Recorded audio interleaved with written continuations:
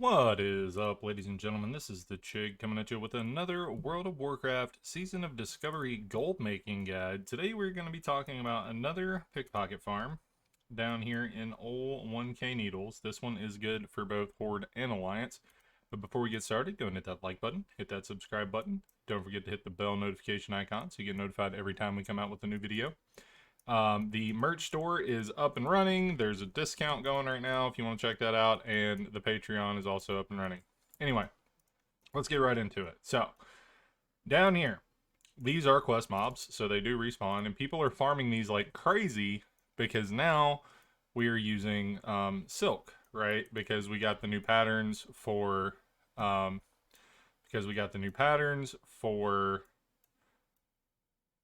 tailoring, which apparently was hard for my brain to figure out. But as you can see, there's a lot of corpses down here. There's not always people down here farming them. But the cool thing about this place is they respawn really fast. So you can see there's mobs over there, and then we've got the cave over here. So if you're a miner, this works out even better because you'll be able to get iron, you'll be able to get tin, you'll be able to get copper.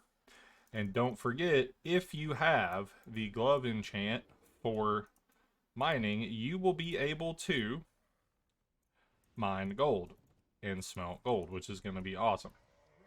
Anyway, most people do not go into the cave because these mobs are higher level and they tend to chain pull. So when you go over here, I'm going to guess there's probably mobs up in the cave.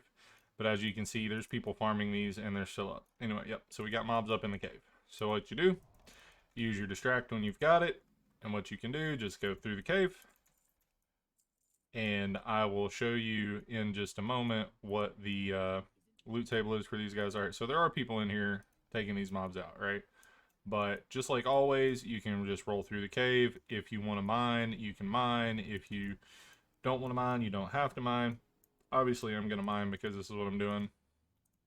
But the thing with these places are people farm these mobs for starters, and then not only that, since people are farming these mobs or respawning faster, you don't have to worry about getting the respawns or whatever, right? You can get the respawns like mad, and you don't have to kill the mobs to get the pickpocket reset because you're not going to be able to clear these faster than 10 minutes, right? So what I'm going to do is I'm going to let this guy take a couple more steps because I want this iron deposit.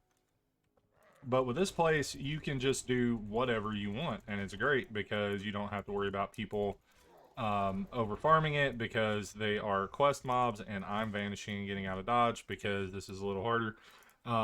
Yeah, so you don't have to worry about people over farming it because the mobs just keep respawning, right? And the mobs in here are higher level, so when you're going through here, you don't have to worry about that. You can just pick the pockets and go on. But I don't think you're ever going to be able to pick the pockets faster than the mobs can respawn, right? So it's going to always be one of those kind of things, just kind of like some of the other farms we've talked about. As long as they are quest mobs, you can literally just roll forever because even if people are killing them, there always has to be a set number of them up, right? So when there's always a set number of them up, you can always just get more and get more and get more. So what I'm going to do is I'm going to meander my way. Also, look, check this out. These mobs were down when we came in, and it's just been like a minute. So they're already back up. So go ahead and grab him. Now, these two, I think the Pat I've already pickpocketed, but I don't think I've pickpocketed the Scout. So here's what we're going to do. I'm going to go ahead and grab the Scout. Let's see. Bang. Yep. Now the Pat, I think I have pickpocketed. Let's see. Yep, already had its pockets picked. And then that mob right there was up when I came in, so it already had its pockets picked too. But as you can see, this guy's still running around. These guys are respawning. These guys are respawning. And they just keep respawning continually and continually and continually, right? And they always will. And then you are able to, if you like, you know, since we do need the silk now, you can pickpocket them and then take them out. If that's what you want to do. The ones outside the cave are lower levels, so you can take these guys, right? You're never going to struggle with these ones. As you can see, I will not have any issues taking this mob out. Bang. Look, we're good. All right. So, GG's. All right. So, anyway, again, it's down here right across from Free Win Post. You can do this as Horde or Alliance. There's another spot up here where there's Galaxy Centaurs. It's a little easier to get to from the Alliance base, right? So you can go do that. You can come down here and do these guys. But I prefer doing this area because there's just more mobs, right? Anyway, so let me pull up these. Let me pull this up for you and show you the um, pickpocket loot table real quick, and then show you some of the things that we are going to be able to get from here. So these guys have a really good pickpocket loot table, just like some of the other mobs I've told you about. Battered junk box, they have a really high percentage to get that. That's what we're looking for anyway. Scratching stick, that's not one of the best ones, but that's almost a free silver every time. Mutton chop, you need food. If you can just get free food, why not take it, right? More battered junk boxes. Healing potions, like I said before, these are our bread and butter as far as the things we're trying to get to sell, because these always sell immediately and you get a ton of them.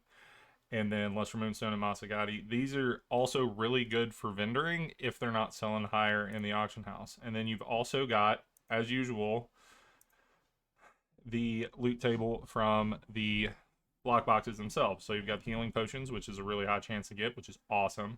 Small pocket watch, almost a silver every time. And then you have a bunch of rings, which can roll really good stats. And sometimes you can sell these for a couple of gold.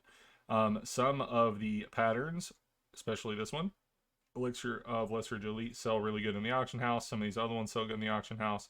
And then you've got gems again. So as usual, it's always good to do. And then, like, check it out. We just alt tabbed there. We know for a fact there's people farming, and we can just pop back over here and keep going, right? Like, this mob's already down. All right, cool. We'll just keep rolling through, right? And if you come back here and you're behind a group, like, okay, this hunter's over here farming, so you can just wait till they aggro. If you want to do that, you can wait till people aggro, and then you can just pickpocket their mobs, because you don't really care if you're the one. See, look how fast they're respawning. They're respawning like mad. Because we don't really care if we're the ones that are taking out the mobs. Like, we can if we want, because it's just a little extra. But, like, as far as a turn your brain off, do some farming, get some things done, kind of just chill out and do the things, this is always good, right? And you can see here, just for a couple of minutes, even with alt tabbing, like, look at this. Look how many junk boxes I got already, right? It's crazy. Like, these guys have a really, really, really high chance of dropping these junk boxes, right? And then these junk boxes, you were able to open them up. See, let's see. I'll open these guys up. So let me get up here out of the way so nobody aggroes me. All right, so let's open them up. See what we get. Got my loot table over here. All right, so that one, healing potion, bang, 5 silver. All right.